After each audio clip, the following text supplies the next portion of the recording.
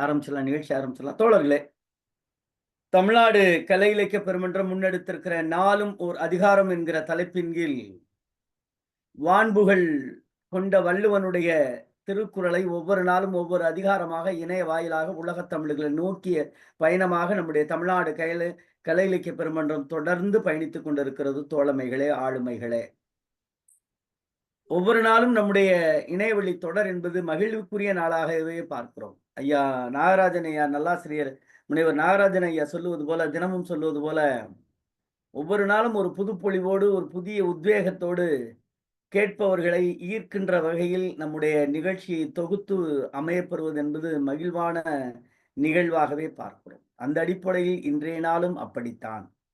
காரணம், முற்றோதல் செய்பவர் பேரன், அதற்கு உரைப்பொழிவு தருபவர் தார்த்தா. நாம் இதுவரை நடந்த நிகழ்வுகளில் இந்த நிகழ்ச்சியை உண்மையிலே உள்ளபூர்வமாக மனநெறிவோடு தமிழ்நாடு கலை இலக்கிய பெருமன்றம் வாழ்த்துகிறது, பாராட்டுகிறது. இந்த அவையும் அதை ஏற்கும் என்றே நாமும் நம்புகிறோம். இன்றைக்கு முற்றோதல் செய்யக்கூடிய மாணவர் ஆவண்ணா அமுதன் பத்மநாதன் அவர்கள் 3ஆம் வகுப்பு மாணவர் தான். இதுவரை சொல்லியதில் குறைந்த வகுப்பு கொண்ட மாணவர் இவர். 8 வயதே ஆகக்கூடிய இவர் தாம்பரத்தில் இருக்கக்கூடிய சியோன் உயர்நிலை பள்ளியில் பயின்று வருகிறார். இவருடைய தந்தையார் நாவண்ணா ஆனந்த் அவர்கள் சென்னையில் இருக்கக்கூடிய அமெரிக்க வங்கியிலே தொழில்நுட்ப வல்லுநராக பொறியியல் பட்டாதாரியாக இருக்கிற ஐயா அவர்கள், அவருடைய இணையரும் சிபி உலகாசினி அவர்கள் முதுநிலை மைக்ரோபயாலஜி பட்டதாரி ஆவார். இவருடைய அருமை மகன்தான் இன்றைக்கு நம்மோடு முற்றோதல் செய்ய இணைந்திருக்கிறார்கள். இவர் முற்றோதல் செய்வது இறைமாட்சி என்கிற 39வது அதிகாரத்தை நம்மோடு முற்றோதல் செய்ய இருக்கிறார். முற்றோதல் செய்த இந்த நிகழ்விற்கு உரைப்பொழிவு தருவதற்காக கன்னியாகுமரி மாவட்டத்திலே தாமரை குளத்திலே பிறந்த எண்ணங்கள் எல்லாம் நிறைந்திருக்கக்கூடிய ஐயா நடராஜன் ஐயா அவர்கள் இன்றைக்கு டிஎஸ்என் தோழர் என்று அன்போடு அழைக்கக்கூடிய டிஎஸ்என் நடராஜன் தோழர் அவர்கள் நம்மோடு இணைந்திருக்கிறார்கள். இவர் இருக்கக்கூடிய மிகப்பெரிய சிறப்பு, தன்னுடைய பணிக்கு முன்பாக ஸ்ரீவைகுண்டத்தில் இருக்கக்கூடிய கல்லூரியில் பேராசிரியராக இருந்திருக்கிறார். அது ஒரு கூடுதல் செய்தி. நாம் அவரை பார்ப்பது என்னவென்று கேட்டால் எல்லோருக்கும் தெரிந்த செய்தி, அவர் ரயில்வே துறையில அதனுடைய உயர் பொறுப்பில் இருக்கக்கூடிய அந்த துறையில இருக்கக்கூடிய உயர் பொறுப்பில் இருக்கக்கூடிய தலைமை நிலைய அதிகாரியாக இருந்திருக்கிறார்கள். அப்படித்தான் நமக்கு தெரியும். இன்னும் சரியாக சொல்ல போனால் நம்முடைய தமிழ்நாடு கலை இலக்கிய பெருமன்றத்துடைய துணைத் தலைவர் என்று எல்லோருக்கும் தெரியும். தேசிய செயலாளர், அனைத்து இந்திய முற்போக்கு எழுத்தாளர் சங்கத்திலே தேசிய செயலாளர், இதுவும் தெரிந்த செய்திதான். அதுபோல தென்னிந்திய ரயில்வே ஓய்வூதியர் சங்கத்தில் இருக்கக்கூடிய சென்னையில் இருக்கக்கூடிய அந்த அமைப்பில் செயல் தலைவர். அவை மட்டுமில்லாது அனைத்து இந்திய ஓய்வூதியர் சங்க கூட்டமைப்புல ரயில்வேயினுடைய செயலராக இருக்கிறார். இப்படி பல்வேறு பொறுப்புகளில் இருந்தாலும் நாம் மனநிறைவாக பார்க்கிறது 2 செய்திகள். ஒன்று, ஐயா நாட்டுப்புறவியலுடைய ஆய்வாளர், வணக்கத்திற்குரிய போற்றுதலுக்குரிய இலக்கியங்களில் பள்ளியில் கல்லூரிகள் படிக்கிற பட்டப்படிப்பு படிக்கிற மாணவர்களுடைய இலக்கியங்களில் நாடும் வாழுகிற நாவா அவர்களோடு பயணித்தவர். 3 ஆண்டு காலம் அவரோடு இருந்து பணி செய்து இருக்கக்கூடிய மகத்தான ஆளுமை டிஎஸ்என் தோழர் அவர்கள். நாம் சொன்னது போல ஸ்ரீவைகுண்டத்தில் இருக்கக்கூடிய கல்லூரியில் பேராசிரியராக இருந்திருக்கிறார்.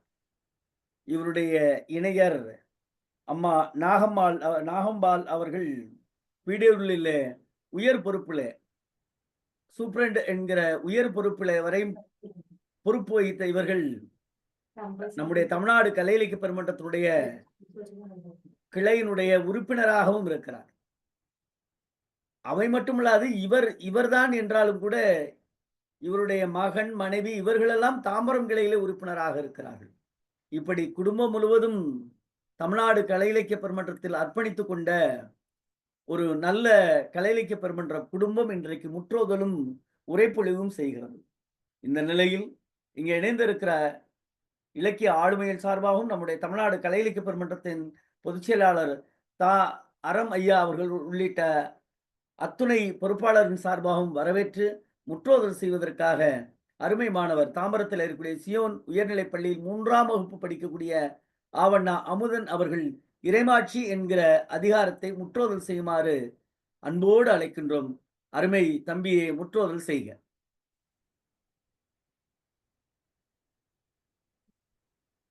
வணக்கம்.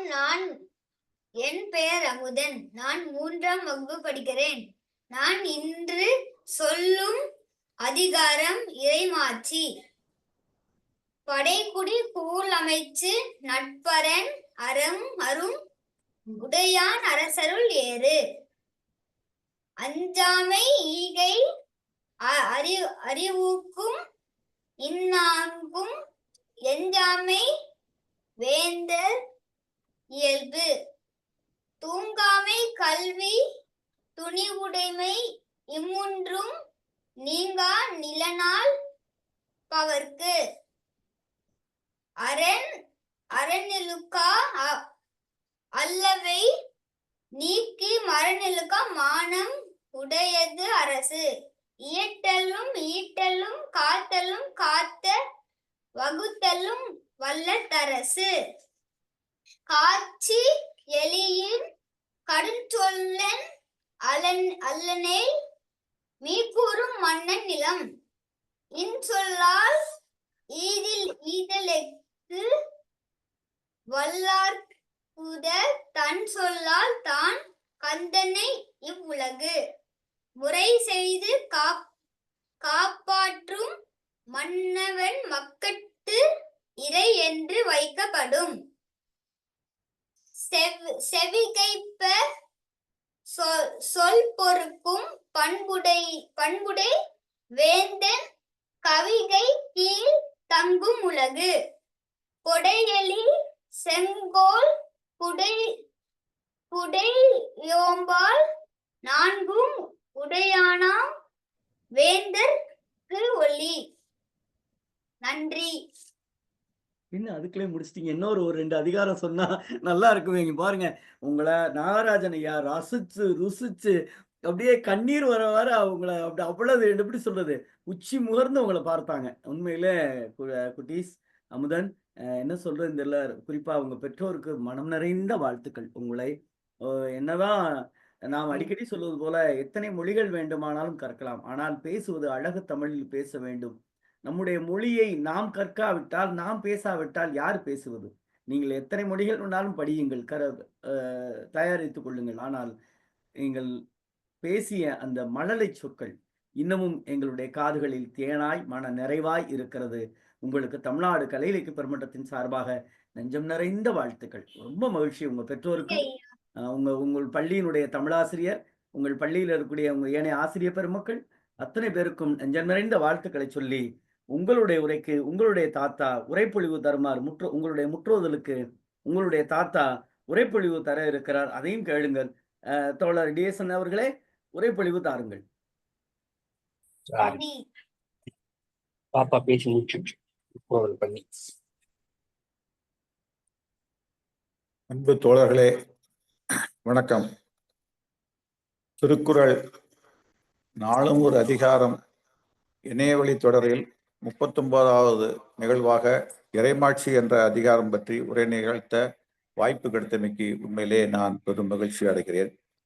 பெருமன்ற இலக்கிய குழு ஒருங்கிணைப்பாளர், செயல்பாட்டாளர், எங்களுடைய இளைய தளபதி பேராசிரியர் கருமுருகன் அவர்களுக்கு நன்றியை தெரிவித்துக் கொள்கிறேன். இன்னைக்கு முற்பகல்ல தான் தற்செயலா தோழர்கிட்ட பேசிட்டு இருந்தேன். காஞ்சிபுரம் மாவட்டத்தில் உள்ள தோழர்கள் இன்னும் உரை நிகழ்த்த வேண்டிய பாக்கி அதிகாரங்கள் என்ன, எந்த நாட்களில் பேசலான்னு கேட்கும்போது தான் இன்னைக்கு பொருட்பால் 2வது பால் பொருட்பால் உள்ள முதல் அதிகாரம் இறைமாட்சி பற்றி நிகழ்வு என்றார். அரசியல் பற்றியுள்ள பிரிவில் முதல் அதிகாரம் என்றவுடன் எனக்கு கொஞ்சம் ஆர்வம் அப்படியே பத்திக்கிட்டு, யார் பேசுறாங்க தோழர்னு கேட்டேன். இன்னும் முடிவாகலைன்னாரு. உடனடியாக சரி நீங்க பேசுறீங்களான்னு கேட்டாரு. சரின்னு நானும் அந்த உந்துதல் ஆர்வத்தில் ஒத்துக்கிட்டேன். உடனடியாக அவர்கிட்ட அனுமதி கேட்டேன். சரி அப்போ என்னுடைய பேரனையும் ஒரு அதே அதிகாரத்தை முற்றுதல் பட சொல்லி பண்ணலாமா? ஓ தாராளமா தாராளமா அப்படின்னு உடனடியாக அவர் ஒத்துக்கிட்டாரு. அது போன்ற என்னுடைய பேரன் அமுத மொழிகளில் அந்த இறைமாட்சி அதிகாரத்தை அருமையாக சொன்னது எனக்கு ரெட்டிப்பு மகிழ்ச்சியாக உள்ளது. நான் பரிமேலர், அழகர், புலியூர் தேசிகர், மூவா, சாலமன் பாப்பையா, கலைஞர் போன்ற அவர்களுடைய இந்த உரைகளில் நான் பார்க்கல. நான் அவர் சொன்ன மாதிரி முன்னாடி ஒரு 30 வருஷத்துக்கு முன்னாடி பேராசிரியராக ஒரு 2 வருடம் தற்காலிகமாக பணிபுரிஞ்சதுதான். அப்படியே அது விட்டு போச்சு. இப்போ பேராசிரியர்கள் நிகழ்த்துவது போல தூய தமிழ்ல உரை ரொம்ப தெளிவாக அருமையாகலாம் இருக்காது. கொஞ்சம் பொறுத்துக்கிடுங்க. இறைமாட்சி, மாட்சி என்பதை மாண்பு என்று சொல்லலாம். மன்னனின் மாண்பையும் குடிமக்கள் பொறுப்பினையும் நயம்பட இனிதே வாழ வேண்டும் என்று விளக்கியுள்ளார் வள்ளுவர். இறைமாட்சியில் இயம்பப்படும் கருத்துக்கள் நாட்டிற்கும் அரசனுக்கும் மட்டுமே என்று நாம் எண்ணக்கூடாது. ஒற்றவனுக்கு மட்டுமன்று குடும்ப தலைமைக்கும் சால பொருந்தும். தற்போது நடைமுறையில் இருக்கும் ஜனநாயக அரசு நடப்பது ஜனநாயக ஆட்சி. மன்னராட்சிக்கு வழிகாட்டும் வள்ளுவம் மக்களாட்சிக்கும் வழிகாட்டும் கலங்கரை விளக்கமாக நாம் அதை எடுத்துக்கொள்ள வேண்டும். எனவேதான் அதிகாரத்தினுடைய கடைசி குரலில் மக்களின் ஒளிவிளக்கு பற்றி பேசுகிறார் வள்ளுவர். மக்களுக்கு வளமையை கொடையாக அளித்து அவர்கள் பரிவு கொண்டு அறநெறிப்படி செங்கோன்மையுடன் தன் மக்களை காக்கும் வேந்தன் அரசர்களுள் ஒளிவிளக்கு, மற்றவர்களுக்கு வாழும் வழிகாட்டி, கலங்கரை விளக்கம். எனவே அரசனுக்கு என்று வள்ளுவர் சொல்வதை தற்போதைய அரசுக்கும் ஆட்சி செய்பவர்களுக்கும் வள்ளுவம் தரும் ஒளிவிளக்கு என்று நாம் கொள்ள வேண்டும். முதல் பாடலில் ஒரு அரசனுக்கு தன்னுயிர் கருதாத என 6 நன்கு அமைந்த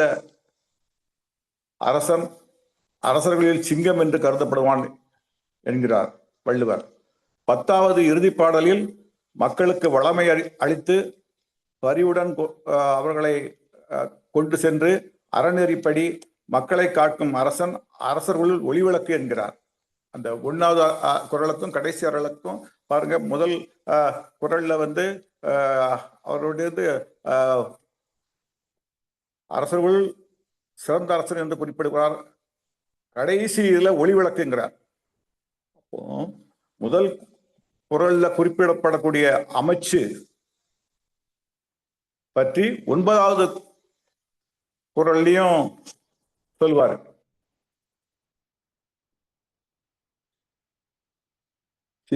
செவிகைப்ப சொல் தன் செவிகள் பொறுத்துக்கொள்ள இல்லாதவாறு இருப்பினும் நல்வழிப்படுத்தும் அவைகளை பொறுத்து கொள்ள வேண்டும். யாரு? அமைச்சர் தரக்கூடிய அந்த ஆலோசனைகளை. இப்போ நாட்டில் சகிப்புத்தன்மை மிக மிக மிக அரிதாகி கொண்டே வருகிறது. டபுள் இன்ஜின் அரசுல அரசனுடைய தலைமைக்கும் அமைச்சர்களுக்கும் சகிப்புத்தன்மை ஆனா அருமையாக இருக்கு. ஆனா மக்களிடையே அந்த சகிப்புத்தன்மை மேம்பட துணை புரியாத அந்த ஒரு ஆட்சி, அந்த அரசின் கொடையில் நலமாக தங்க முடியுமா என்பதை நாம் எண்ணி பார்க்க வேண்டும். 10வது குறள்ல காணப்படும் கொடை 2வது குறள்ல ஈகை என்று குறிப்பிடப்படுகிறது. அரசனுடைய நல்ல இயல்புகளாக சொல்லப்படும் கொடை, இரக்க குணம், செங்கோன்மை, குடிகாத்தல் என்ற 4 நல்ல இயல்புகளாக சொல்லப்படுகிறது. 2வது குறள்ல நல்ல அரசனுடைய 4 இயல்புகளில் கொடையுடன், அதாவது ஈகை என்று குறிப்பிடப்படுகிறது. மன உறுதி, அறிவு, ஊக்கம் என்ற மூன்றும் பேசப்படுகிறது. இது நம்ம கூறியது கூறல் போல நமக்கு தோணும். ஆனா திருக்குறள்ல பல இடங்கள்ல இது போல நம்ம பார்க்கலாம். ஒரு சமயம் ஒரு தன்மையை, ஒரு சிறப்பை உயர்ந்தது என்று சிறப்பித்து சொல்லும் வள்ளுவர், மற்ற சில இடங்கள்ல வேறு சில குணநலன்களை உயர்ந்தது என்று தூக்கி பிடிப்பார். இதை நாம் கூறியது போல கூறியது குரல் என்று நாம் கொள்ளக்கூடாது. வற்புறுத்துதல், வலியுறுத்துதல் என்றே இது போன்ற தன்மையை நாம் எடுத்துக்கொள்ள வேண்டும். அறவழி காட்டக்கூடிய அறநூல்கள்ல இந்த மாதிரி இவ்வாறு இருக்கத்தான் செய்யும் என்பதை நாம் புரிந்து கொள்ள வேண்டும். ஆனால் இரண்டாவது குறளில் பேசப்படும் அறிவும் மூணாவது குறளில் பேசப்படும் கல்வியும் ஒன்றா? இல்லை. அதுபோல இரண்டாவது குறளில் பேசப்படும் மன உறுதியும் மூன்றாவது குறளில் காணப்படும் துணிவும் ஒன்றா? இல்லவே இல்லை. சற்று சிந்தித்து பார்த்தால் ஒன்று போல் தோன்றினாலும் கூட அவற்றுள் உள்ள வேறுபாட்டை நாம் உணரலாம். அதுபோல் இரண்டாவது குறளில் நல்ல அரசனுடைய இயல்பாக கூறப்படும் ஊக்கம் கூறப்படுகிறது, ஊக்கமும் சேர்த்து சொல்லப்படுகிறது. மூணாவது குறளில் கூறப்படும் மூன்று இயல்புகளில் ஒன்றாக காலந்தாழாமை, தாழ்த்தாமை குறிப்பிடப்படுகிறது. இன்று செய்தல் வேண்டும், இன்றும் இன்னே செய்தல் வேண்டும். காலம் தவறாமையை நம்ம அவங்க ஆங்கிலேயர்களுடைய பஞ்சுவாலிட்டி, பிரிட்டிஷ் பஞ்சுவாலிட்டிங்கிறது நம்ம இந்தியாவில் அதை நம்ம கடைபிடிப்பது ரொம்ப கொஞ்சம் சிரமமாக தான் இருக்கு. இப்போ பாருங்க, இரவு 8 மணிக்கு நிகழ்ச்சி சொன்னாலும் கூட நம்ம ஆரம்பிக்கிறது கிட்டத்தட்ட ஒரு 10 நிமிஷம் ஆகிப்போச்சு. ஆனா அந்த காலம் தாழ்த்தாமை சரியாக செய்ய வேண்டும். முதல் குறளில் அரசனுக்கு நன்றாக அமைய வேண்டிய 6 கூறுகளில் சிறந்த படை, குடிமக்கள், உணவு, அமைச்சர், நண்பர்கள், அரண் ஆகியவை குறிப்பிடப்படுகின்றன. 6வதாக உள்ள அரணை இப்பொழுது கோட்டை என்று நாம் எடுத்துக்கொள்ள வேண்டியதில்லை என்று நான் கருதுகிறேன். 5வது குறளில் நல்ல அரசு நாட்டின் பொருளாதாரம் பெருக மேற்கொள்ள வேண்டிய வழிகளை ஏற்படுத்தி உண்டாக்குதல், அந்த பொருளாதாரத்தை சேமித்து பாதுகாத்து தக்க வழியில் செலவிட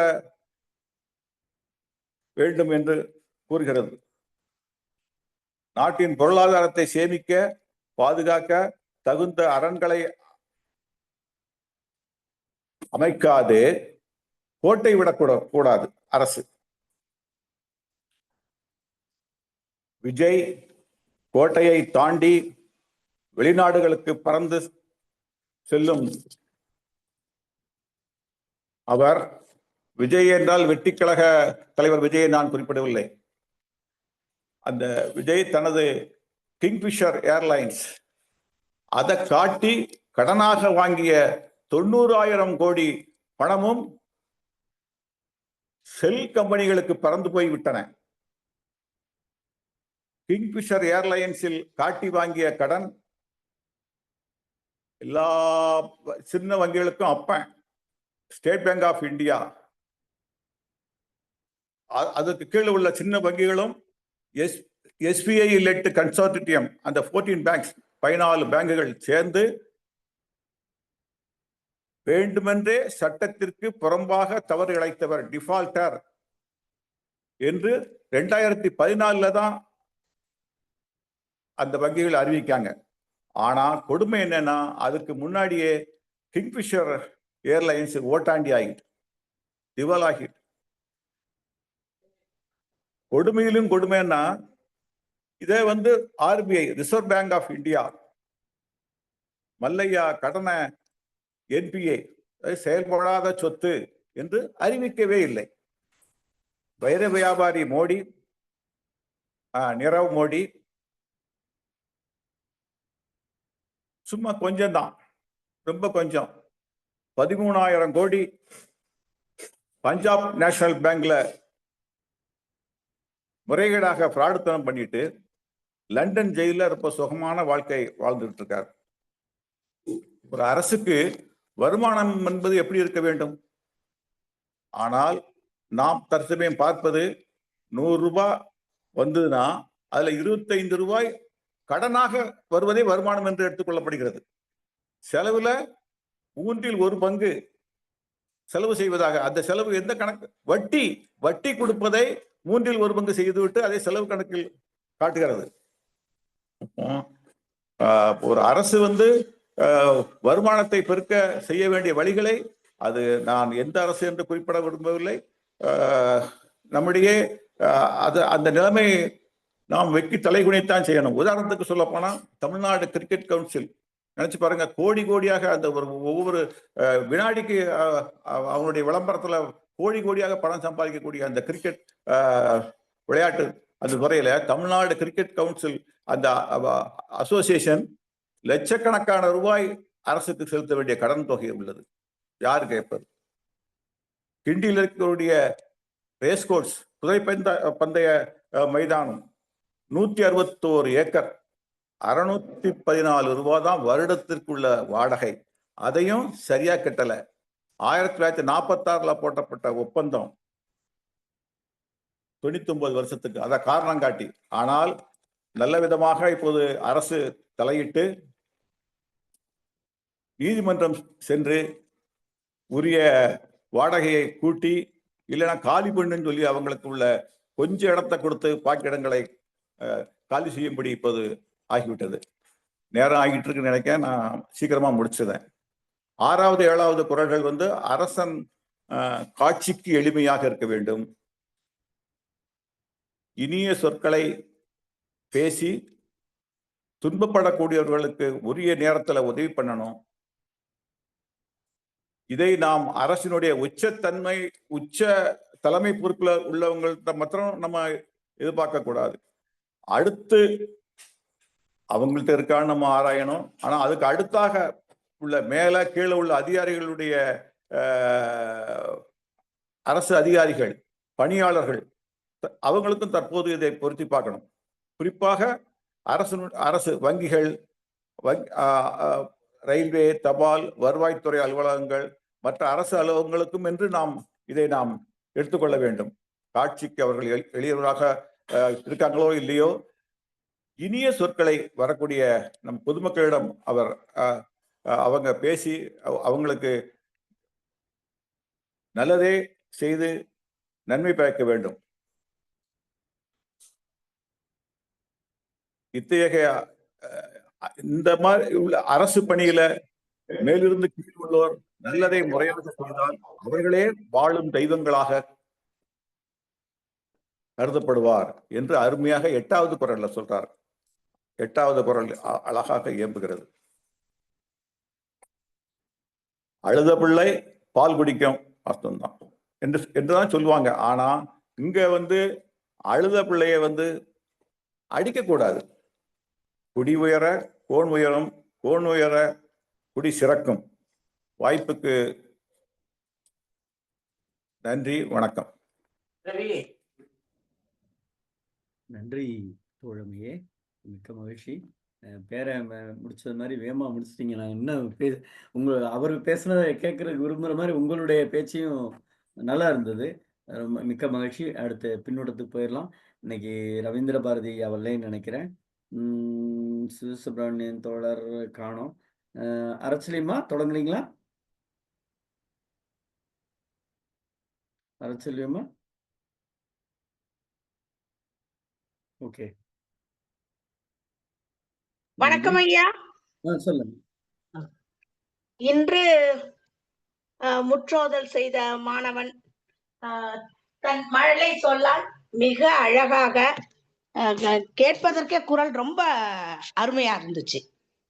நல்லா சொன்னாங்க, நல்ல உச்சரிப்பு. அந்த சிறுவருக்கு எனது பாராட்டுக்கள், வாழ்த்துக்கள். அடுத்து ஐயா அவர்கள் இந்த தளத்தில் அன்புடனும் உரிமையுடனும் TSN என்று அழைக்கக்கூடிய மிகப்பெரிய ஆளுமை இன்று உரையாசிரியராக வந்திருந்தார். அவர்களது உரை நமது ஒருங்கிணைப்பாளர் சொல்றது மாதிரி இன்னும் பொசுக்குன்னு முடிஞ்ச மாதிரி இருந்துச்சு.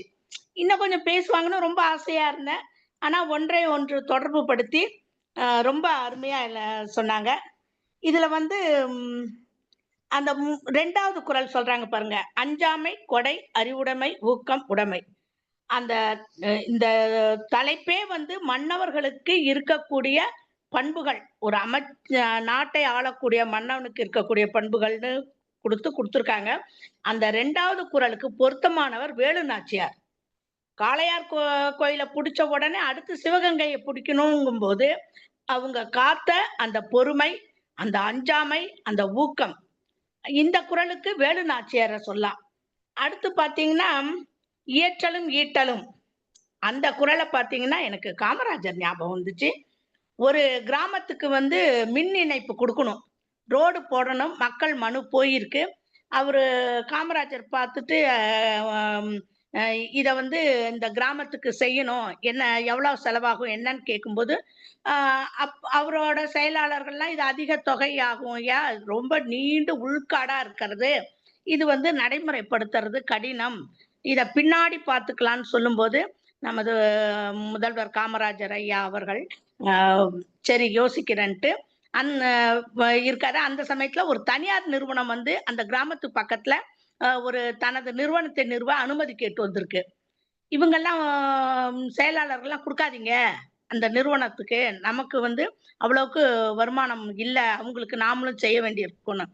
சரின்ட்டு அந்த நிறுவனத்தை அழைச்சு இவர் பேசுறாரு, உங்களுக்கு அனுமதி தரேன், ஆனா ஒரு கண்டிஷன் என்னன்னு, அரசாங்கத்துல ஒரு பைசா கூட நீங்க எதிர்பார்க்க கூடாது, அப்படின்னா உங்களுக்கு அனுமதி உண்டு நோட்டு. அந்த நிறுவனம் நமது முதல்வர் காமராஜர் ஐயா அவர்களுக்கு நன்றி சொல்லிட்டு போறாங்க.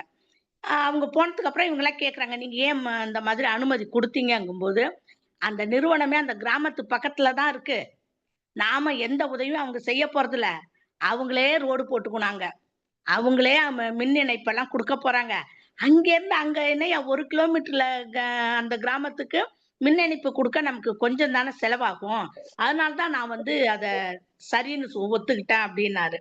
இந்த இயற்றலும் ஈட்டலும் வந்து அந்த குறளுக்குரிய பொருத்தமான சம்பவம் இது. அடுத்து பார்ப்பதற்கு எளிமையா இருக்கிறது, எனக்கு எளிமையான ஒரு அரசா ஆளக்கூடியவங்க 2 பேர் தோற்றத்துல பாத்தீங்கன்னா எனக்கு ஐயா காமராஜர் ஐயா அவர்களும் அன்னை இந்திரா காந்தி அவர்களும். எப்பவுமே ரொம்ப சிம்பிளா இருப்பாங்க, பார்க்கறதுக்கே பார்க்கும்போதும் நமக்கும் அவங்கள பார்த்தா எந்த ஒரு மனசுல அவங்கள பத்தி எந்த ஒரு காழ்ப்புணர்ச்சி வராது, ரொம்ப நல்லவங்க, அவங்கள பார்க்கும்போதே நமக்கு பிடிக்கும். அடுத்து இனிய சொற்களுடன் கொடுத்து காக்க வல்ல அரசனுக்கு. நம்ம இதுல நிறைய பேர் ராஜாக்கள் எல்லாமே புகழ்பெற்ற எல்லாருமே குடிமக்கள்னு வரும்போது அவங்களும் ஒரு குடிமக்களாக இருந்து வாழ்ந்தவர்கள் தான். அதனால அவங்கள நம்ம உதாரணம் காட்டுவதை விட தற்காலத்துல நம்முடைய காலத்தில் வாழ்ந்தவர்கள்ல அந்த இனிய சொற்கள் வாங்க பாருங்களேன், அதுக்கு ஒரு நிகழ்வு சொல்லிடுறாங்க. எம்ஜிஆர் வந்து ஒரு கூட்டத்துல பேசிட்டு வர்றாரு, வந்துட்டு இருக்கும்போது அவருக்கு ஒரு செய்தி வருது, உங்களை பார்க்கறதுக்கு ஒரு வயசான அம்மா பார்த்தே திருவனு புடிவாதமா காலையில இருந்து ரோட்ல நின்றுட்டு இருக்கு, நீங்க என்ன சொல்ற, நான் அவசியம் பாக்குறேன், அந்த போற வழிதானன்ட்டு. அதே மாதிரி அந்த அம்மா வயசானவங்க, ரொம்ப வயசானவங்க. அப்புறம் எம்ஜிஆர் அவர்கள் இறங்கி அவங்கள்ட்ட பேசும்போது, என் குடிசையில ஒரு நிமிஷம் உட்காந்துட்டு போயா, எனக்கு ரொம்ப ஆசையா இருக்குன்னு விட்டு அது மாதிரி உள்ள போய் உட்காந்துட்டு வெளில வர்றாரு. வந்துட்டு காரை திறக்கும் போறப்ப, ஐயா ஒரு நிமிஷம், என்ன எப்பா அந்த நம்பியார் பயில்ட்டு செத்த சாக்கிறதே இருக்குப்பா, இரு உனக்கு ஒண்ணுமே தெரிய மாட்டேங்குது, எப்ப பாரு உன்னை ஏதாவது இம்சை பண்ணிட்டு தான் இருக்காப்ல, பார்த்து சூதகமா நடந்துக்கோ அப்படின்னுச்சான் அந்த அம்மா, வயசான அந்த கழுவி. அவங்க எவ்வளவு ஒரு அன்பு வச்சிருந்தா, அதே சமயம் அந்த முன்னாள் முதல்வர் எம்ஜிஆர் அவர்கள் எந்த அளவுக்கு மக்கள்கிட்ட இன்முகத்தோட பேசியிருந்தா இப்படி ஒரு அந்யோன்யம் இருந்திருக்கும் பாருங்க. அடுத்து இந்த கடைசி குறள் இருக்கு பாருங்களேன், கொடை, கருணை, செங்கோல், குடியோம்பல். எனக்கு நீங்க நடுத்தர வர்க்கத்தை எடுத்துங்களேன், கரண்ட் பில்லு 100 ரூபாய் 200 ரூபாய் இருக்கும், கட்டலன்னா 5 மணிக்கு வந்து ஃபீஸ் கரையரை புடுங்கிட்டு போயிடுவாங்க. இந்த 100 200 கட்டலன்னா அரசாங்கம் அன்னைக்கே ஒண்ணும் ஆக்க போறது இல்ல. ஆனா கோடி கணக்குல இது செல்வம் உள்ளவர்கள் கோடிக்கணக்குல பாக்கி வச்சிருக்கும் போது இன்னமும் அரசாங்கம் அவங்கள ஒண்ணும் பண்ணல. அவங்களுக்கு போற கரண்ட்டை கட் பண்றது இல்ல, தண்ணிய இது பண்றது ஒண்ணும் செய்ய போறதில்ல. நோட்டீஸ் விட்டுக்கிட்டே தான் இருக்கு. அப்ப இதுல எங்க செங்கோல் இருக்கு? எங்க செங்கோல் இருக்கு? இப்ப ஆட்சி செய்யற ஆட்சியாளர்கள் இந்த இறைமாட்சியை நித்தம் ஒரு 100 தடவை படிச்சுட்டு போனா ஏதோ ஒரு 2% செங்கோலா அவங்க ஆட்சி செய்வாங்க. இந்த காலத்துக்கும் பொருந்தக்கூடியதா வள்ளுவை பெருந்தகை அன்னைக்கே இந்த 10 குறளையும் எழுதியிருக்காங்க. அருமையானது. ஐயா அவர்களுக்கு இன்று உரையாசிரியர் அவர்களை வணங்கி மகிழ்கிறேன். இன்னும் கூடுதலா பேசியிருந்தாங்கன்னா இன்னும் அவரோட பேச்சை கேட்க எனக்கு ஒரு வாய்ப்பு ஆனா சுருங்க சொல்லி விளங்க வைத்துள்ளார். எனக்கும் பேசுவதற்கு ஒவ்வொரு முறையும் வாய்ப்பு அளிக்கக்கூடிய நமது தமிழ்நாடு கலை இலக்கிய மன்றத்தினருக்கு எனது நெஞ்சார்ந்த நன்றியை தெரிவித்துக் கொண்டு விடைபெறுகிறேன். நன்றி, வணக்கம். நன்றி தோழமையே. ரேவதி தோழர். தமிழ்நாடு கலை இலக்கிய பெருமன்ற உறுப்பினர்கள் அனைவருக்கும் என் வணக்கத்தை தெரிவித்துக் கொள்கிறேன். இன்று முற்றோதல் செய்த பேரன் அமுதன் பத்மநாபன் மிக அருமையாக மழலை சொல் மாறாமல் முற்றோதல் பண்ணினார்கள். அவங்க சென்னையில இருக்கிறதுனால கண்டிப்பாக ஆங்கில வழியில படிக்கிற பள்ளியில தான் படிப்பாங்க. இருந்தாலும் அவங்களுடைய தமிழ் சொல் ஒன்னொன்றும் மிக சிறப்பாக காதுக்கு இனிமையாக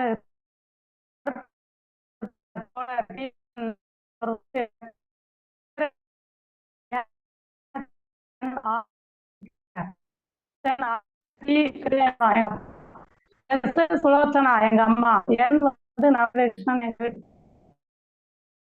அந்த வருஷ பிரகாரம் அமைச்சிருக்கனால நான் இவர் பொழுதனைக்கு அங்க இருப்பேன். தேசனார் தோழரை அவங்களால மறக்கவே முடியாது அப்படின்னு சொல்லி அவங்க நம்மள்கிட்ட அந்த நட்பு விதத்திலையும் அவங்க ரொம்ப சிறந்தவங்க இருக்காங்க. நிறைய இடத்துல அவங்கள வீட்டு வாங்கம்மான்னு கூப்பிடுவாங்க எப்ப பார்த்தாலும். இந்த இறைமாட்சி அதிகாரம் இது கோட்பாடுல இருக்கக்கூடிய முதல் அதிகாரம். இந்த இறைமாட்சியில இருந்து 63வது அதிகாரம்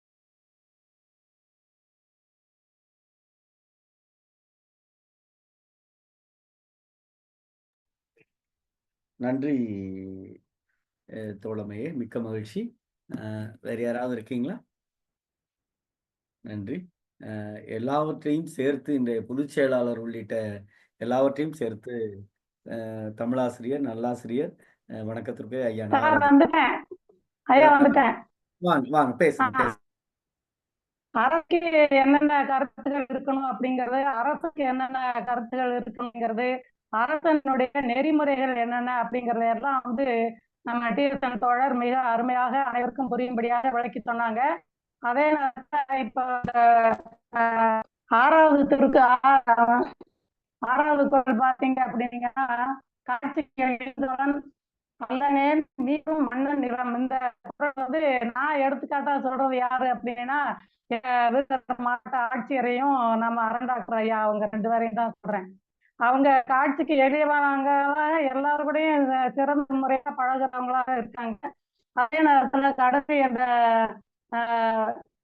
89 குறள் செவி கைப்ப சொற்பொருக்கும் பண்புடை வேந்தன் அப்படிங்கும் போது அதை எதிர்க்கலாம். யார் என்ன சொன்னாலும் அவருக்கு கோபம் வராது. எனக்கு தான் வரும் கோபம்லாம். அவரு செவி கைப்ப சொற்களையும் பொறுத்துட்டு போவாங்க. அதனால அவங்க நிறைய எல்லா ஊரும் அவருக்கு தெரிஞ்ச ஆளுகள் இருக்காங்க அப்படிங்கிறது தெரியுது. இந்த திருக்குறள் அந்த அதிகாரத்துல இருக்கக்கூடிய அனைத்து குறள்களும் என் தோழி சொன்னது மாதிரி நம்ம அரசியல் தலைவர்கள் எல்லாம் தினம் அடிச்சுட்டு போனா 1-2 பேராவது இருக்க. வாழ்த்துக்கு நன்றி, வணக்கம். நன்றி தோழமையே. ஐயா ஐயா நாகராஜன் ஐயா பேசுங்க. நாகராஜன் ஐயா பேசுங்க. பொருளதிகாரத்தினுடைய முதல் அதிகாரத்தை இன்னைக்கு எடுத்துக்கிட்டு தோழர் டிஎஸ் நடராஜன் தோழர் மிக அழகாக சொல்லப்போனா அது எனக்கு தெரிஞ்ச வரைக்கும் ஒரு ஆய்வுரையா இருந்தது மாதிரி நான் பாக்குறேன். ஒப்பீடு நல்லா சிறந்த ஒப்பீடா சொல்லி சொன்னாங்க. அதுக்கு வரி வசூல் எப்படி பண்ணணும் அப்படிங்கிறதெல்லாம் அவங்க தோழர் சொன்னாங்க. நல்ல ஒப்பீடு, நல்லா தான் சொன்னாங்க. அதே போல அமுதன் மிக அற்புதமாக அந்த வயதுல 3ஆம் வகுப்பு மாணவர் இவ்வளவு அழகா தமிழை உச்சரிச்சு சொன்னது நல்லா இருந்தது. மழலை மொழி நல்லா இருந்தது. இருவருக்குமே எனது வாழ்த்துகளும் பாராட்டுகளும். நன்றி. நன்றி நாகராஜன் தோழர் அவர்களே. மிக்க மகிழ்ச்சி. அடுத்ததாக வணக்கத்திற்குரிய தமிழாசிரியர் முனைவர் ஐயா நாகராஜன் ஐயா அவர்கள். வள்ளுவன் தன்னை உலகினுக்கே தந்து வான்புகழ் எவ்வாறு கொண்டது என்று சிந்திக்கிற தருணத்திலே மன்றத்தை வணங்குகிறேன். இவ்வாறுதான் உண்மையிலேயே அமுதன் அமுதூரி தெள்ளி தெள்ளி அமுதூரி என்று மார்கழி மாதம் பாடுறோம். உண்மையிலேயே சங்கத்தமிழ் மாலை 30 தப்பாமே இங்கு பரிசு தான் அது. அந்த பரிசு தான் இது. டிஎஸ்என் ஐயா தான் முதல் நான் நினைக்கிறேன். நான் பேச ஆரம்பிச்சு நிறைவு செய்ய போறாங்க. அப்போ அந்த நேரத்துல ஐயா நான் பயணத்துல இருக்கிறேன், சொற்களை எவ்வாறு பெய்து பேசுறாரு இவர் தான் நினைக்கிறேன். ரயில்வே துறை என்று முருகன் ஐயா குறிப்பிட்டாங்க. அவரை பார்க்கணுமே, மறுபடியும் அந்த நபரை பார்க்க முடியாம செய்துட்டே கடவுளேன்னு நினைச்சேன். இன்னைக்கு என் பெயர் சொல்ல பிள்ளை மட்டும் இல்லப்பா, என் பெயரனும் இருக்கிறான். தமிழ் தாத்தாவாய் நான் இருக்கிறேன். நாங்கள் எல்லாம் குடும்பத்தோடு இருக்கிறோம். நம் குடும்பத்திலே நாங்களும் இருக்கிறோம். நம்மோடு வள்ளுவன் குடும்பம் நாம் இருக்கின்றோம் என்று செய்து காட்டிட்டாங்க. உண்மையிலேயே ஐயா சொன்ன மாதிரி கண்களில் நீர் மல்க நான் கேட்டுக்கிட்டே இருந்தேன். ரொம்ப மகிழ்ச்சியா இருந்தது. அமுதூரி, உண்மையிலேயே அமுதூரியது. அதை சொல்லும் பொழுது ஆறாவ அமுதே தாலேலோ என்று அப்பா பாடும்போது நான் சில நேரத்துல கண் கலங்குவேன். ஆறாவது அமுது எவ்வாறு என்று நினைக்கிறேன். ஆறாவது அமுது உண்மையிலேயே அது ஆண்டாள் நாச்சியார் சொல்றா பாருங்க, அப்படியே கையில நெய் அப்படியே பெய்த பொழுது அவங்க சாப்பிட்ட உணவுல இருந்து பெய்த அந்த நெய்யை இன்றைக்கு அவ சிந்திக்கிறாளே இந்த தமிழ்ல, உண்மையிலேயே சங்கத்தமிழ்ல இருந்து எடுத்துக்கிட்டாளான்னா உண்மைதான் இல்லையா? சபை அறியாததா? முருகனையெல்லாம் நித்தமும் புறநானூறும் மகநானூறும் போதிக்கிற பேராசிரியர் பெருமக்கள். அதை இட்டும் கவ்வியும் துழந்தும்னா நெய்யுடைய அடிசில எங்க போய் தேடுறது? அது ஒன்று. இன்னொன்றை நினைக்கிறேன், மூத்தோர் வார்த்தை முழு நெல்லிக்காய் எவ்வாறு அது அமுதூரும், அது நினைத்தாலே அப்படித்தான். ஆகையினால பேரன் ஒரு பக்கம், இப்போ பேரன் வென்றாரா இல்ல தாத்தா வென்றாரா அதை நான் மன்றத்துக்கே வைத்து விடுகிறேன். ஐயா பேசினதுல இந்த ஒப்பீடு ரொம்ப ஆழ்ந்த ஒப்பீடு, கூறியது கூறல் அல்ல என்று ரொம்ப அழகா டிஎஸ்என் ஐயா கொடுத்தாங்க. ரொம்ப மகிழ்ச்சியா இருக்குது. மதுரமான ஊர்ல இருந்து வர்றீங்க அப்படின்னாரு ஒருத்தர். நான் விழுப்புரத்துல இருந்து போன போது, எப்படிங்க மதுரம் அப்படின்னா, பக்கத்தில் தானே இருக்குது பாண்டி, மதுவும் ரம்மும் தானேன்னார். ஆனால் சித்தர்கள் உலாவுகிற பூமியில 1000 குயில்கள் உலாவுகின்ற பொழுது மகாகவி பாரதி ஒரு குயிலை பற்றி எழுதுகிறான். பழைய காலத்து பாட்டு. முருகன் ஐயா எல்லாம் பார்த்திருப்பாங்க இளம் வயதுல, ரவீந்திர பாரதி ஐயா பார்த்திருப்பாங்க. நாங்கள்லாம் கேட்டதோட சரி அந்த பாடலை. கவியரசு கண்ணதாசனுடைய அந்த வரி குயில் பாட்டை நினைவுபடுத்துது இல்லையா? பாரதி அற்புதமாய் பாண்டிச்சேரியில புதுச்சேரியில எழுதுகிற பொழுது எழுதுகிறான், சித்தர்களுக்கு மத்தியிலேயே இருக்கிறான். அப்போ ஒரு சொல்லை எடுத்து கையாளுகிற பொழுது ஆன்றோர்கள் தேயமடி பாப்பான்னு சொல்ற உயர்வை கொடுக்குறான் தேசத்துக்கு. மொழிக்கு தருகிற பொழுது ரொம்ப அழகா சொல்றான், சொல்லில் உயர்வு தமிழ் சொல்லு, அதை தொழுது படிக்க வேண்டாமா, நம்மை அழைக்கிறார். இன்னொன்றையும் நினைக்கிறேன், தமிழை பொறுத்தளவுல சிவபெருமானுக்கு விருப்பம் இருக்குது சுந்தரர் தமிழை நம்ம பார்க்கிறோம் தேவாரத்துல. ஆனால் அமுதனாகிய மாலவன் தமிழின் பின்னேதானே செல்கிறான். ஆகையினால உண்மையிலேயே தமிழ் எந்த அளவிற்கு ஆட்படுத்துகிறது. பெரியாழ்வார் கேட்கிறார், கண்ணனே நீ செல்லுகிற பொழுதும் ராமனாய் நீ வருகிற பொழுதும் மகிழ்ந்தேன் என்று பெரியாழ்வார் பாசுரம் இன்றைக்கு எனக்கு அப்படியே நினைவோடுது. தாத்தா அந்த பாசுரத்தை வியாக்கியானம் பண்ணும்போது அவங்க பேசும்போது நான் கேட்டிருக்கிறேன் உரையில எல்லாம். அந்த காலத்துல அவங்க மணிப்பிரவாளத்துல ரொம்ப அழகா பேசக்கூடிய மும்மொழியிலையும் வல்லமையனுடைய தாத்தா. அவங்க பேசும்போது நான் டிஎஸ்என் ஐயா பேசணுன்னு நினைச்சு பார்த்துக்கிட்டேன். அப்போ மரபார்ந்த இதை போன்ற இல்லங்களை மன்றம் எப்படித்தான் தேர்ந்தெடுத்து இந்த முத்துக்களை எல்லாம் வாரி வழங்குகிறீர்களோ, உண்மையிலேயே முருகன் குழுவினருக்கும், அறம் நாட்டுகிற மருத்துவர் குழுவினருக்கும், கவிஞர் ரவீந்திர பாரதி ஐயா குழுவினருக்கும், சிவசுப்பிரமணிய ஐயா குழுவினருக்கும் என எல்லா பெருமக்களுக்கும் மறுபடியும் இன்றைக்கு டிஎஸ்என் ஐயா இல்லத்தாரோடு வணங்குகின்றார். ஒன்று, அவங்க கடைசி ஒரு குரல்ல விளக்கம் சொல்லும்போது சொன்னாங்க, செவி கைப்ப சொற்பொருக்கும் வேந்தன் கவிகையில எவ்வாறு தங்குது. அது அமுதன் எப்படி உள்வாங்கி அழகா சொல்றான். அப்போ 7 சீர்களை வெறுமனே அவன் சொல்லாக பார்க்கவில்லை. அது எப்படி வந்தது அந்த தன்மைன்னா, டிஎஸ் ஐயாவினுடைய ஆராய்ச்சியை பார்க்கிற பொழுதுதான் தோணிச்சு எனக்கு. அடட, டிஎஸ் என்பது என்னுடைய பெரியப்பா, எங்க அப்பாவுடைய அண்ணார், இனிஷியல் டிஎஸ். எங்க பெரியப்பா மிகச்சிறந்த நாடகத்திலேயும் நன்கு நடிக்கக்கூடியவர். ராஜபாட்டெல்லாம் போட்டாங்கன்னா அற்புதமா காங்கிரஸுக்காக பாடுவார்கள் அந்த காலத்துல. தாத்தா இது பெரியப்பா 7 கட்டையில பாடினாங்கன்னா ஹார்மோனியமே நிறுத்திடுவான். அவனால அந்த அளவுக்கு கொண்டு வர முடியாது. அப்போ அந்த அளவுக்கு அவரிடத்துல கிராமந்தோறும் ரத்தத்திலே எல்லாம், சித்தத்திலே எல்லாம், மொத்தத்திலேயும் அந்த தேச பற்றி இருந்தது. அதுக்காக சொல்ல வர்றேன்.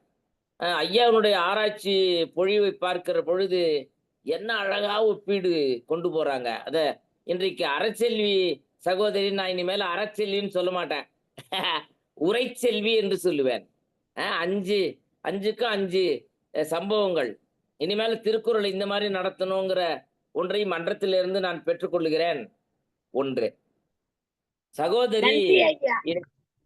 நன்றி சகோதரி, நன்றி.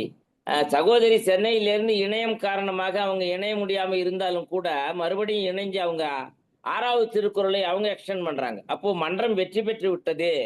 இதைத்தான் முருகன் ஐயா ஆர்வமா எதிர்பார்க்கிறாங்க. வெறுமனே சொற்களை பெய்து பேசுவதிலேயும் நம்முடைய லாபகமான உரைப்பொழிவிலேயும் ஒன்றுமில்லை. நாம் காலத்துக்கு இந்த இணையமும் வலயமும் மிக அற்புதமான நேர்த்தியான பணிகளை செய்வதனால்தான் கண்களில் ஏதோ நீர் துளிர்க்கிறேன். இன்னொன்று, அமுதன் பேசும் பொழுது, அமுதன் ஒப்பிக்கிற பொழுது அந்த செவிகைப்ப சொற்பொருத்தல நான் காதால கேட்டுக்கிட்ட, நான் சாப்பிட்டுக்கிட்டு இருக்கும்போது நான் ஒன்றை யோசனை பண்ணேன். அடட, அப்போ மனிதர்களை பொறுத்தளவுல இடிப்பாறை இல்லா ஏமரா மன்னன் கெடுப்பார் இல்லானும் கெடுவது ஒரு பக்கம் இருக்கட்டா, நகுதற் பொருட்டென்ற நட்டல், அப்ப மேற்சென்று இடித்தற் பொருட்டு இருக்கத்தானே வேண்டாம். மிக அற்புதம். டிஎஸ்என் ஐயாவை சென்னையிலேயோ அல்லது எங்கேயோ சென்று பார்க்க வேண்டாம். இந்த திருவில்லிபுத்தூர்ல கல்லூரியில இருந்தாருன்னு முருகன் ஐயா குறிப்பிட்டாங்க. அந்த ஸ்ரீவில்லிபுத்தூர் இதுவே கூட நான் மன்றத்துக்கு பதிய ஆசைப்படுறேன். அங்க இருக்கிற ஆலை பார்த்தீங்கன்னா 10 ஆலை முதல்ல கொடுத்துடுறாங்க தமிழ்நாடு முழுவதும். காமராஜர் 10 ஆலைகளை நிறுவிடுறார். கேட்கிறார் ஆர்வி கிட்ட, திருவாளர் மாண்புமிகு ஆர்வி ஐயாவிடத்துல கேட்கிற பொழுது மேனாள் குடியரசுத் தலைவர் சிரிச்சுக்கிட்டே சொல்றார், ஆங்கிலத்துல பேசும் பொழுது, காமராஜர் உடனிருந்து கமிஷன் தரேங்கிறானான்னு என்று கேட்டுவிட்டு, அப்படியானாக்கா திருவல்லிபுத்தூருக்கு ஒரு ஆலையை கொடுத்துட சொல்லு என்று கேட்கிறார். இப்படிப்பட்ட மாபெரும் மக்கள் எல்லாம் மனிதர்களிலே தெய்வங்களாய் வாழ்ந்ததுனால தான் தென்னகம் வடநாட்டிலே மன்னர்களை உருவாக்க முடிந்தது. Although the rulers from northern India, we proudly share, register here, we have to remember ever. It will be remembrance ever, green memories. With green memories, what they performed, how they performed, how they induced, and go along with the whole society of India. And we came forward, yet we are coming forward என்று சொன்னால், பேரறிஞர் அண்ணா சொல்லுகிற ஒரு குற்றச்சாட்டையும் நினைக்கிறோம். வடக்கு வாழ்கிறது, தெற்கு தேய்கிறது என்கிற நிலை இருந்தாலும் கூட மிகச்சிறந்த கிங் மேக்கராய் இருந்த காமராஜர் போன்றவர்களை உரைச்செல்வி போன்ற சகோதர பெருமக்கள் இன்றைக்கு நினைவுபடுத்தும்படியாக மிக அற்புதமாக தூண்டுகோலாக டிஎஸ்என் ஐயா உங்கள் பாதங்களை நாகராஜ சர்மன் ஹம்போ அபிவாதியே என்று வழிபாட்டை செலுத்தி வணங்குகிறேன். இந்த தருணத்துல பேரனையும் தாத்தாவையும் பாராட்ட வேண்டும். இருந்தாலும் தாத்தாவினுடைய உரிமையோடு பேரனுக்கு 2025 பரிசாக மிக அற்புதமாக ஒப்பித்தார். அதை எங்க முருகன் ஐயா நினைவு பாருங்க, அவருடைய நினைவாற்றல் பாருங்க. பேராசிரியர்ன்றது அதுதான். நாங்கள்லாம் பேருக்கு ஆசிரியர். பேராசிரியர் பெருமகனார் முருகன் ஐயா ரொம்ப அற்புதமா சொன்னாங்க. 8 வயதே நிரம்பிய 3ஆம் வகுப்பு படிக்கிற இந்த பிள்ளை தான் இதுவரை ஒப்பித்தவர்களிலேயே, இதுவரை முற்றோதல் செய்தவர்களிலேயே இளையவர் என்று சொன்னால் வாழ்க சம்பந்தரே, வாழ்க அப்பரே. பாருங்க, மறுபடியும் சம்பந்தரும் அப்பரும் இன்றைக்கு மன்றி ஏறி விட்டார்கள். வாழ்க தமிழாய் தழைத்து என்று சொல்லி வணங்கி விடைபெறுகின்றேன். நன்றி, வணக்கம். அருமை, அருமை, அருமை, அருமை. ஒவ்வொரு நாளும் உங்களுடைய பின்னூட்டம் கேட்கிறது என்ன சொல்றது? உரைப்பொழிவு போல, முற்றோதல் செய்வது போல நாகராஜன் ஐயாவுடைய பின்னூட்டம் என்பது இன்னும் முருகா, இன்னும் கொஞ்சம் வேலை பாருடா, நிறைய பார்க்க வேண்டியது இருக்குடா. நீ கொஞ்சம் தான் பார்த்துருக்க அப்படின்னு உள்மனது ஒவ்வொரு நாளும் எனக்கு அறிவுறுத்திக் கொண்டே இருக்கும். மிக்க மகிழ்ச்சி. டிஎஸ்என் தோழர், நீங்க எதுவும் நிறைவா சொல்றீங்களா? நிறைவாகனா மனசுக்கு ரொம்ப நிறைவாக உள்ளது. அருமை, அருமை. அரசியல் வீட்டிலிருந்து நல்ல ஒரு கருத்துக்கள். அது மாதிரி நம்முடைய நல்லாசிரியர் ரேவதி அம்மாவும் அழகாக சொன்னாங்க. அவங்களுக்கு சில சமயம் கொஞ்சம் இணைய வழியில இணைய துண்டிப்பு கொஞ்சம் இருந்தாலும் கேட்க முடியல. அது மாதிரி ஐயா முனைவர் டி.கே. நாகராஜன் அவர்களுடைய பின்னூட்டம், அவர்களுடைய கருத்துக்கள் வந்து எனக்கு உண்மையிலே மனசுக்கு மகிழ்ச்சியாகவும் தெம்பாகவும், குறிப்பாக சொல்ல வேண்டுமான என்னுடைய பேரனுக்கும் அது தெம்பாக இருக்கணும். அவன் இன்னும் போக மாட்டேங்கான், உட்கார்ந்து ஆர்வமா கேட்டுட்டு இருக்கான். எனக்கு அது நான் ஒரு இடத்துல இருக்கேன், அவன் ஒரு இடத்துல இருக்கான். ஆனாலும் கூட அதை அருமையாக அவன் உன்னிப்பாக நிகழ்வுகளை கவனித்துக் கொண்டிருப்பது எனக்கு பெரும் மகிழ்ச்சியாக உள்ளது. 2 பேருமே காமராசரை பத்தி குறிப்பிட்டீங்க, அதை பத்தி ஒரு 2 நிமிஷம் சொல்லிடலாம் பார்க்குறேன்.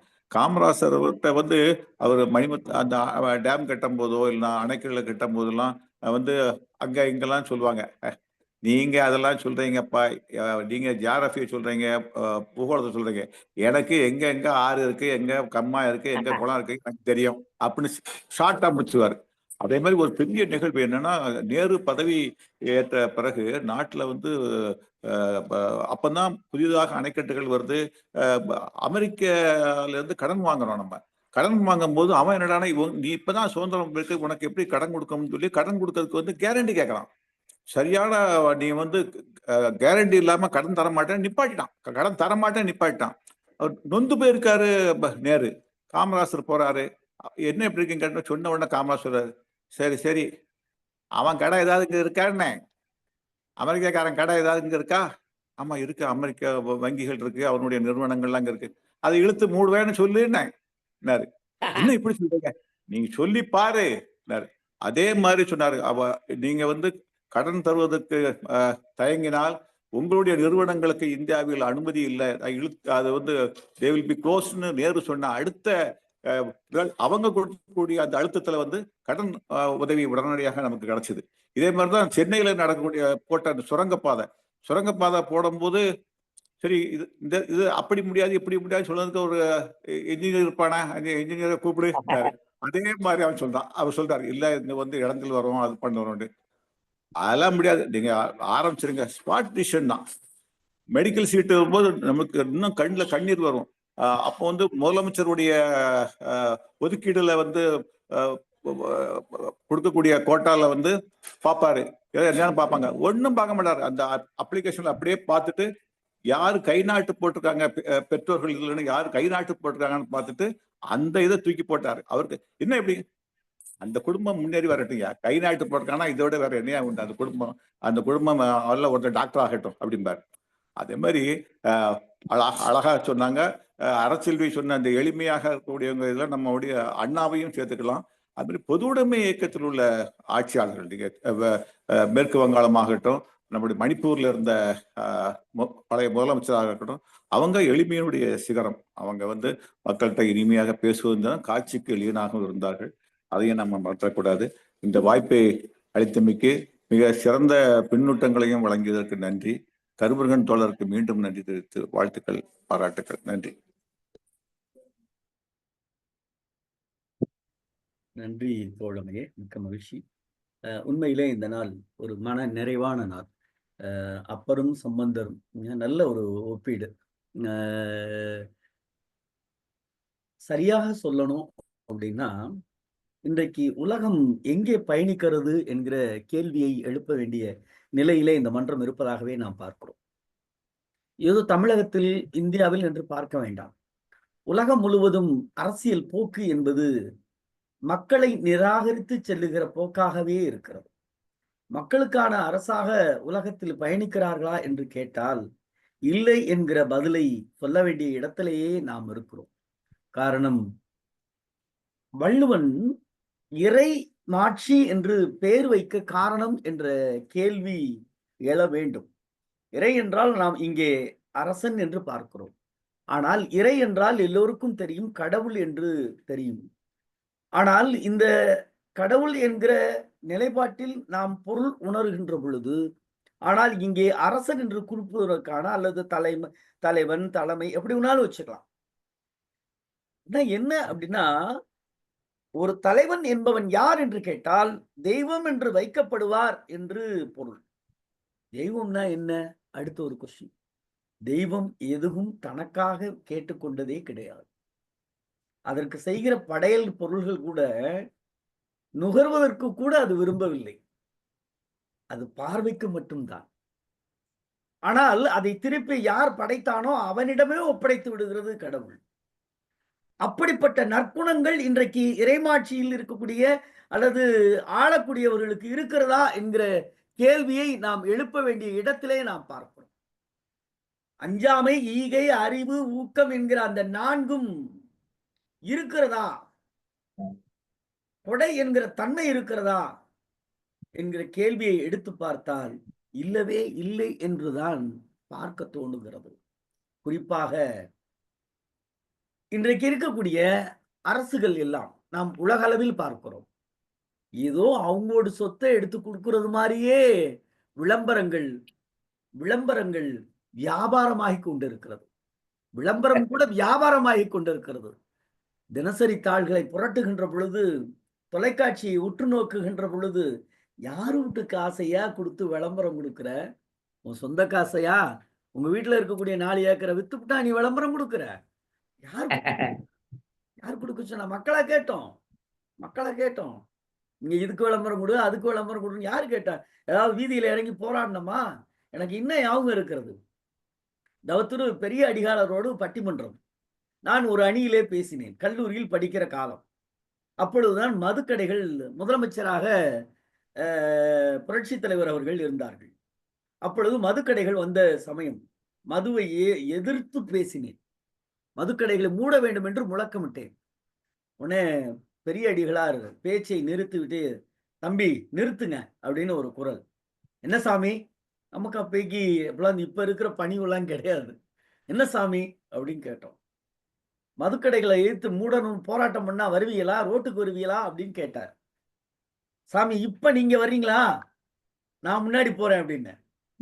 அப்பவே சொன்னாங்க, இந்த பையனை நாளைக்கு மடத்துக்கு திருமணத்துக்கு கூட்டிட்டு வா அப்படின்னு சொன்னாங்க. அந்த தொடர்பு தான் இன்றைக்கு வரையும் குன்றக்குடி திருமணத்தோடு தொடர்பில் இருக்கிறோம். யோசித்து பாருங்கள். நாம் எந்த மக்களும் கேட்காததையெல்லாம் இந்த அரசு தருகிறது. எதை கொடுக்க வேண்டுமோ அதை விளம்பரமாக தருகிறது. ஆனால் உண்மையில் தரவில்லை. இறைமாட்சியிலே வள்ளுவன் பார்க்கிற பார்வையை யோசித்து பார்க்கிறோம். அவன் சொல்லிய கூறுகள் எல்லாம் இருக்கிறதா? கல்வி முறையாக கிடைக்கிறதா? ஈகை முறையாக கிடைக்கிறதா? எளிய காட்சிக்கு எளிமையாக இருக்கிறார்களா? இன்சொல் யோசித்து பாருங்கள். கடும் சொல்லுதான் கிடைக்கப்பெறுகிறது. இன்னமும் சரியாக சொல்ல வேண்டும் என்றால் இறைமாட்சியிலே நாம் கூர்ந்து கவனிக்கிற ஒருவரி அறவழி நிற்றல், முறை செய்து காப்பாற்றுதல், செங்கோல் செலுத்துதல், குடியோம்பல், இதையெல்லாம் எங்கே போயிற்று? இந்த நான்கும் எங்கே போய்விட்டது? விளம்பரமாக மட்டுமே இருக்கிறதே. யோசித்து பாருங்கள். புதிய கட்சிகள், பழைய கட்சிகள் கூட இன்றைக்கு விளம்பரப்படுத்திக் கொள்ள வேண்டிய நிர்பந்தத்தில் இருக்கிறது. புதிய கட்சிகள் கூட விளம்பரத்தின் அடிப்படையிலே தோற்றுவிக்கப்படுகிறது. பாவம், மக்கள் ஏமாளியாக இருக்கிறார்கள். அல்லது ஏமாளியாக நம்மளை வளர்த்தெடுக்கிறார்கள் அல்லது வார்த்தெடுக்கிறார்கள். நம்மளாம் கேட்கக்கூடாதுங்கிறத நம்ம அழகா நம்ம வளர்த்துட்டாங்க. கேட்டுட்டோம்னா நம்மளை பைத்தியம் சொல்லிடுவாங்க. கேட்டு நம்ம அல்ல அவன் புரியாதவன்பாங்க. நான் சொல்லுவது ஏதோ இந்திய அரசியலை மாநில அரசியலை சொல்லவில்லை. உலக அளவில் உலகம் முழுவதும் அப்படித்தான் இருக்கிறது. நீங்கள் யோசித்து பாருங்கள். உலக பாராளுமன்றங்கள், உலக நாடுகள் இருக்கிற பாராளுமன்றங்கள் எல்லாம் கட்டி பிடித்து சண்டை போடுகிறார்கள். யோசித்து பார்த்தால் அந்த சண்டை மக்களுக்காக இல்லை தோழமைகளே, மக்களுக்காக இல்லை, கட்சியிலே இருக்கக்கூடிய பதவிகளுக்காக இருக்கிறது. மக்களை பதவியில் கொண்டு வருவதற்கு யாரும் தயாராக இல்லை. மக்களை யாரும் நம்ம சொல்லலாம். நீங்க பேசணுமே. ஐயா சொன்னாங்களே, நாகராஜன் ஐயா சொன்னாங்களே, டிஎஸ்என் தோழர் சொன்னாங்களே, அறச்செல்வி அம்மா சொன்னாங்களே, பெருந்தலைவர் காமராஜர். யோசித்து பாருங்கள்.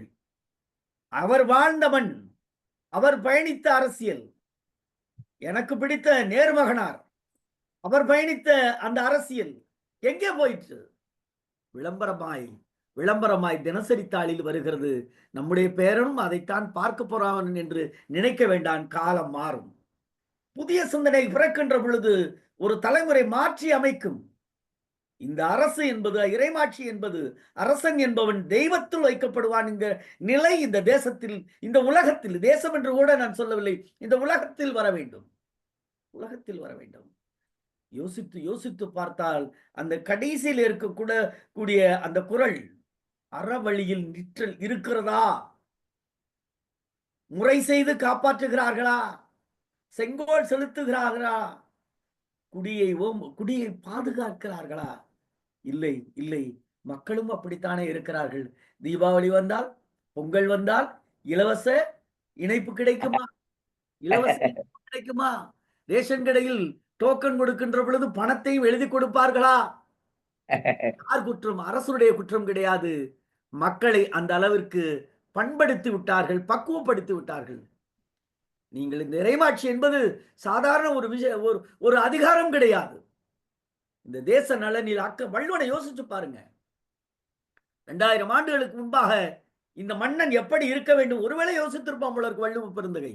அவன் சித்தன், அவன் ஞானி, ஒரு மனிதன் கிடையாது, அவன் ஒரு சித்தன். அதனால்தான் எழுதினான். இந்த மக்களை இப்படியெல்லாம், இந்த அரசியலில் லாபம் கண்டவர்கள், அரசியல் சிந்தனையில இருப்பவர்கள் இப்படியெல்லாம் மக்களை ஆக்கி விடுவார்களோ என்க பயம் வந்ததால் இந்த குறளை எழுதியிருக்கிறான். அவன் நினைத்தது நடந்து விட்டது. ஆனால் அவன் எழுதிய குறள் எதற்காக எழுதினானோ அப்படி வந்தால் இந்த குறள் இந்த உலகை செம்மைப்படுத்தும், செதுக்கி எடுக்கும் அழுக்குகளை என்று நினைத்தான் அல்லவா? அது நடக்கும் என்பதுதான் இன்றைக்கு தாத்தாவும் பேரனும் இணைந்து நடத்திய இறைமாட்சி என்கிற அதிகாரம். அமுதனுடைய அமுத சொற்கள் இருக்கிறதே, நான் வியந்து அவனையும் அமுதனையும் பார்க்கின்ற பொழுது ஐயா நாகராஜன் ஐயா அவருடைய படத்தையும் ஒப்பிட்டு பார்த்தேன்.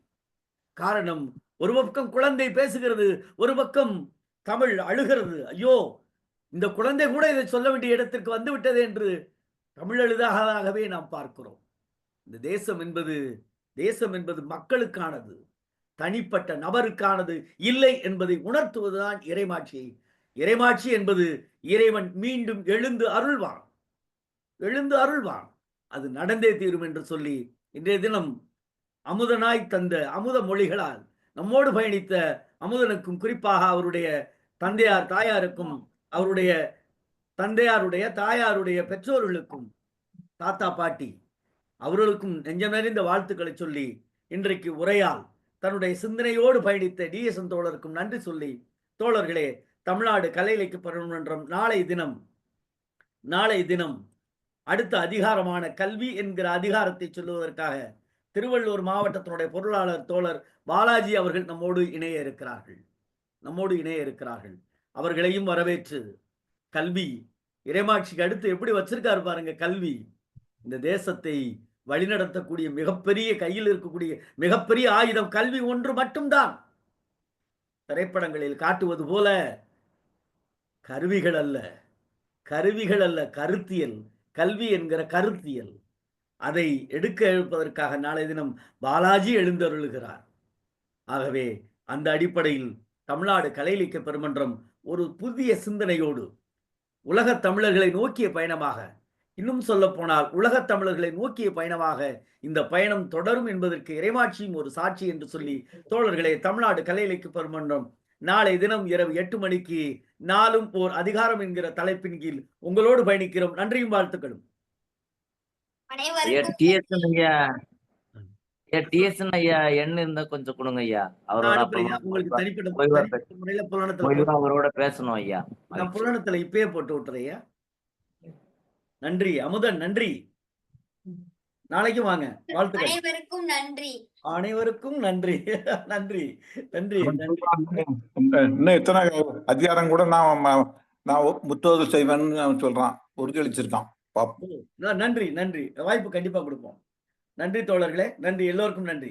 சந்திப்போம் நாளைய தினம் இரவு 8 மணிக்கு தமிழ்நாடு கலை இலக்கிய பெருமன்றம் நாளும் ஓர் அதிகாரம் என்கிற தலைப்பின் கீழ் உங்களோடு. நன்றியும் வாழ்த்துக்களும்.